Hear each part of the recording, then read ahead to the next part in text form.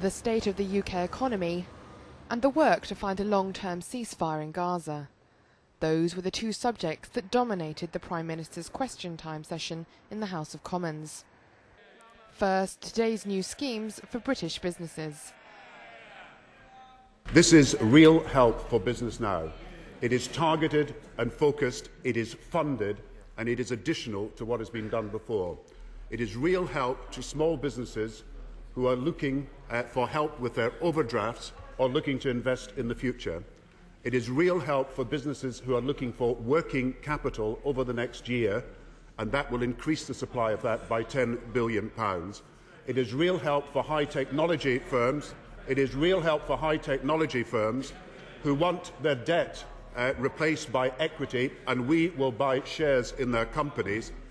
And there will be real help with credit insurance. This is real help now to deal with specific problems, real help that is funded by government.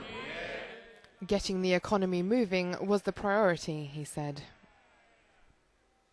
All around the world, getting the funding moving is the important question. I believe the measures we are taking today will make a difference, but we will not hesitate to take further measures when they're necessary.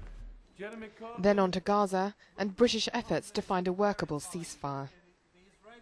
We took action in drafting the resolution that went through the United Nations last week. And words cannot describe the feeling that families will have as a child dies, or at the level of civilian deaths and casualties and the displacement of 90,000 people in Gaza. But what our resolution sought to do was to call for an immediate ceasefire, to recognise the damage that had been done and was being done, to call for humanitarian action, something I repeated when I talked to Prime Minister Olmert and asked for humanitarian access to be increased last night, and then to take the action that is necessary to achieve a ceasefire. And the reason that we supported this measure at the United Nations was because the Arab countries were also prepared to sign up to two things that are very important to any sustainable ceasefire. And that is an end to the arms trafficking, and particularly the destruction of the tunnels in Gaza.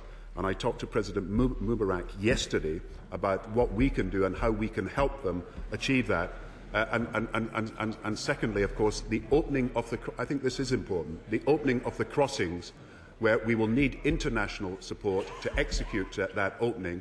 And again, it is important that we have the Arab League countries as well as the other countries who signed that motion in support of us. In other words, we're doing everything we can to make possible an immediate ceasefire.